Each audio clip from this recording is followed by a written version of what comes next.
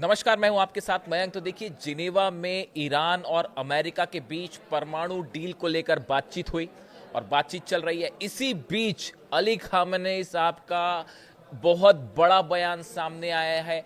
इस डील के बीच बातचीत हो रही है, इसके बीच अली खामेनेई साहब का बयान आया और उनके तीन बड़े बयान आए हैं। मैं आपको बताऊंगा। पहला बयान उन्होंने दिया है अमेरिका को लेकर। उन्होंने कहा, ईरान को खत्म करने का सपना देखने वाले खुद खत्म हो जाएंगे। ईरान में इस्लामी शासन था और हमेशा रहेगा। Iran supreme leader Ayatollah Khamenei says US will not be able to destroy the Islamic Republic. America कभी ईरान को खत्म नहीं कर पाएगा। यह उनका पहला बयान। दूसरा बयान उन्होंने दिया, द अमेरिकन कॉन्स्टेंटली से they have sent a worship towards Iran. Of course a worship was a dangerous piece of military hardware. However, more dangerous than that warship is the weapon that can send that warship to the bottom of the sea. देखिए, Ali Khamenei साहब ने कहा है कि America ने अपना worship भेजा है। अब्राहम लिंकन और जेराल्ड आर फोर्ड की बात कर रहे हैं कि अपना जो एयरक्राफ्ट कैरियर और वॉरशिप भेज दिए हैं। ठीक बात है, भेज दिए, खतरनाक है, लेकिन उससे खतरनाक वो हथियार हैं जो इनको समुद्र में डुबो सकते हैं। यानी सीधा संदेश है अमेरिका को कि आपके दोनों वॉरशिप्स जो हैं, एयरक्राफ्ट कैरियर, डुबो दिए जाएंगे। और ये सीधा संदेश दिया है खुद अली खामेनेई साहब ने, ईरान के सुप्रीम लीडर ने। देखिए, तीसरी बात जो उन्होंने दोहराई, the US president keep saying, ये अली खामेनेई साहब लिख रहे हैं डोनाल्ड ट्रंप के लिए। The US president keep saying that they have the strongest military force in the world. The strongest military force in the world may at times be stuck so hard that it cannot get up again. उन्होंने कहा कि America के राष्ट्रपति कहते हैं कि उनकी सबसे मजबूत मिलिट्री है, लेकिन कई बार दुनिया की सबसे मजबूत मिलिट्री को भी इतनी जोर से जो है हिट किया जाएगा कि वो दोबारा खड़ी भी नहीं हो पाएगी, दूसरी बार खड़ी भी नहीं हो पाएगी अमेरिकी सेना। यानी कि उन्होंने सीधा सीधा जो है वो अमेरिकी सेना को भी जवाब दिया, डोनाल्ड ट्रंप को भी जवाब दिया कि अगर आप कहते हैं कि हमारी मिलिट्री सबसे मजबूत है और हम ईरान के साथ कुछ भी कर सकते हैं, तो उन्होंने कहा कि हमारे पास वो सेना है जो दुनिया की सबसे बड़ी मिलिट्री को जो है वो मिट्टी में मिला दे और उसके बाद वो खड़ी भी ना हो पाए। यानी आप देखिए, ये बयान बहुत अहम क्यों है। जिनेवा में बातचीत चल रही है, उस बातचीत के बीच अमेरिका की तरफ से बार बार स्टेटमेंट आ रहे थे, बयान आ रहे थे, उसका जवाब दिया है अली खामेनेई साहब ने। और डील, बातचीत के बीच में जवाब देना अपने आप में एक बड़ा संदेश है कि आप डील चलती रहे, जो बातचीत चलती रहे, लेकिन ईरान को झुकाने का सपना देखना भूल जाइए, ये कोशिश बंद कर दीजिए।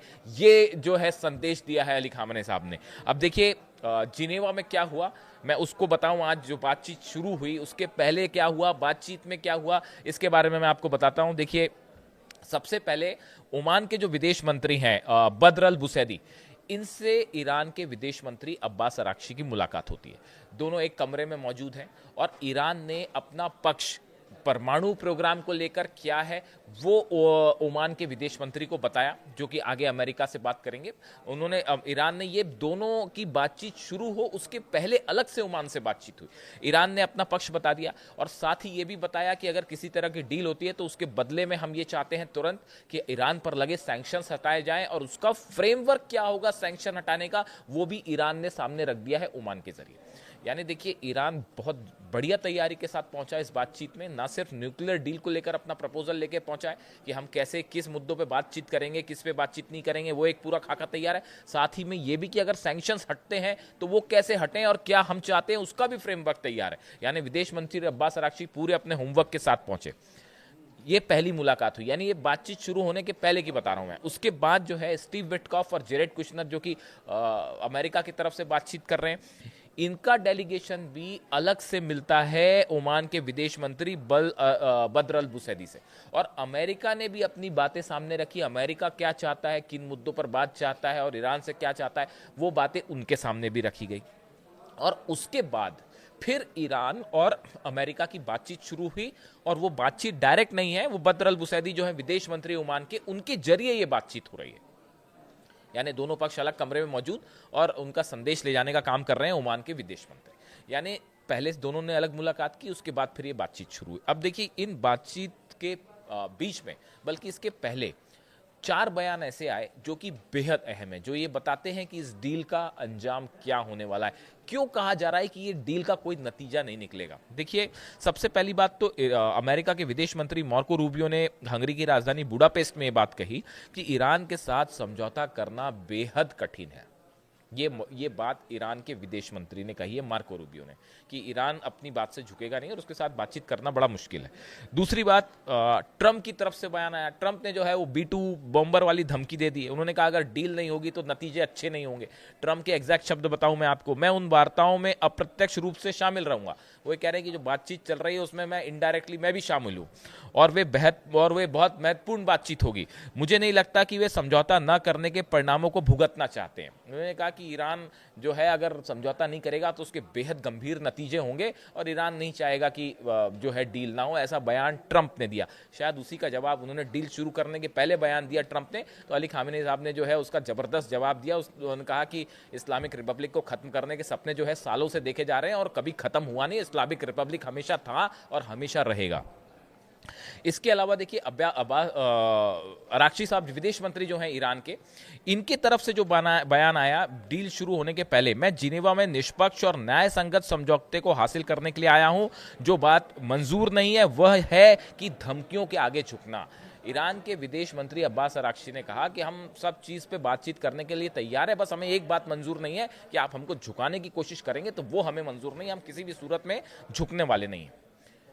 ये बयान महत्वपूर्ण। एक लिंडसे ग्राहम है जो कि ख्वाब देख रहे हैं, अमेरिका के सांसद हैं और ये ख्वाब देख रहे हैं बड़े समय से कि ईरान में जो है वो अब अली खामेनी साहब को सत्ता से हटा दिया जाए।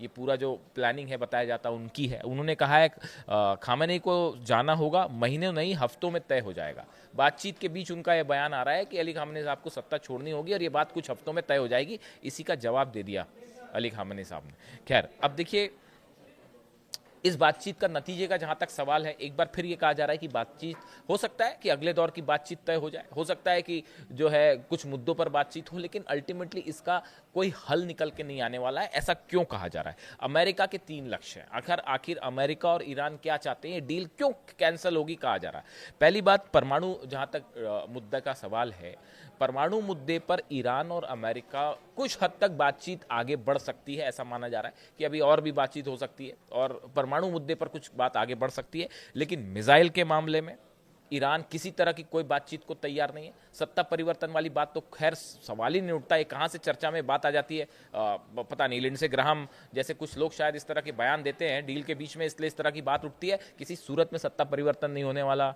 दूसरी चीज, मिसाइल वाले प्रोग्राम पे ईरान बात नहीं करेगा। अब परमाणु डील को लेकर, अब देखिए, इन दोनों ही सूरत में अगर परमाणु डील को लेकर कुछ बात होती भी है, बात आगे भी बढ़ती है, तो भी इस सूरत में इजराइल हर सिचुएशन में हार रहा है। अगर डील किसी तरह की होती है और जंग कैंसिल हो जाती है तो इजराइल के लिए बहुत बड़ा झटका है, क्योंकि ईरान ने 6 महीने में अपने आप को इतना पावरफुल कर लिया है कि अगर इसी गति से मामला चलता रहा तो पता चला इजराइल जो है वो पूरा बैलेंस ऑफ पावर चेंज और पूरे मिडिल ईस्ट ही नहीं पूरे इलाके का बड़ा किंग जो है वो ईरान इतना मजबूत हो जाएगा कि इजराइल उसका मुकाबला ही नहीं कर पाएगा। ये डर भी सताने लगा है अब, खासतौर पर नेतन्याहू को। तो एक बात ये। दूसरी तरफ, अगर किसी भी तरह से हालात बिगड़ते हैं तो तेल की कीमतें ऑलरेडी बढ़नी शुरू हो गई हैं। देखिए, हॉर्मुज में जिस तरह से इस बातचीत के बीच में हॉर्मुज में जिस तरह से बड़ी मिसाइल्स ड्रिल करी है, मिसाइल्स का प्रदर्शन किया है ईरान ने, और कद्र सीरीज की एक के बाद एक जो मिसाइल्स दागी जा रही हैं, पिछले 24 घंटे से 100 से ज्यादा मिसाइल्स दाग दी है ईरान ने हॉर्मुज ने ड्रिल के नाम पे। और ये संदेश दिया गया है कि अगर आप किसी तरह का सपना देख रहे हैं जंग करने का तो वो भूल जाइए। और उसके बाद जो है कद्र सीरीज की जितनी एंटी बैलिस्टिक मिसाइल्स हैं, एंटी शिप्स मिसाइल्स हैं, वो सब की सब यहाँ पे टेस्ट की गई हैं। और ईरान की सेना ने भी बड़ी एक्सरसाइज की है और ईरान की तरफ से बड़ा बयान आया है कि जो है अगर किसी भी तरह का हमला होता है तो उसका वो जवाब दिया जाएगा जो पहले कभी नहीं देखा गया। यानी देखिए, दूसरी दौर में जिनेवा में जो बातचीत हुई, इस बातचीत से किसी तरह का कोई मुद्दा हल हो जाएगा या किसी लंबे तौर पर किसी समझौते की तरफ मामला आगे बढ़ जाएगा, इसकी संभावनाएं ना के बराबर है। हो सकता है कुछ दौर की और बातचीत हो, लेकिन फिलहाल यही माना जा रहा है कि ईरान ईरान अपने मुद्दों से कतई पीछे नहीं हटेगा और ईरान ने बात साफ कर दी है। और अब तो अली खामेनी साहब का भी डील के बीच में बयान आ चुका है और दोनों पक्ष जो है वो अब जंग के लिए तैयार है। यानी मामला एक बार फिर जंग की तरफ बढ़ता दिख रहा है और शायद आज की रात जो है वो बेहद अहम होने वाली है और शायद 24 घंटे के अंदर अमेरिका की तरफ से ये फैसला हो जाए कि जंग होनी है या समझौता होना है। इससे जुड़ा जो भी अपडेट होगा मैं आप तक पहुंचाऊंगा। Thank you so much. I'll be involved in those talks indirectly, and they'll be very important. We'll see what can happen. It's been typically Iran's a very tough negotiator. They're good negotiators, or bad negotiators. I would say they're bad negotiators because we could have had a deal instead of sending the B-2s in to knock out their nuclear potential, and we had to send the B-2s. I hope they're going to be more reasonable. They want to make a deal.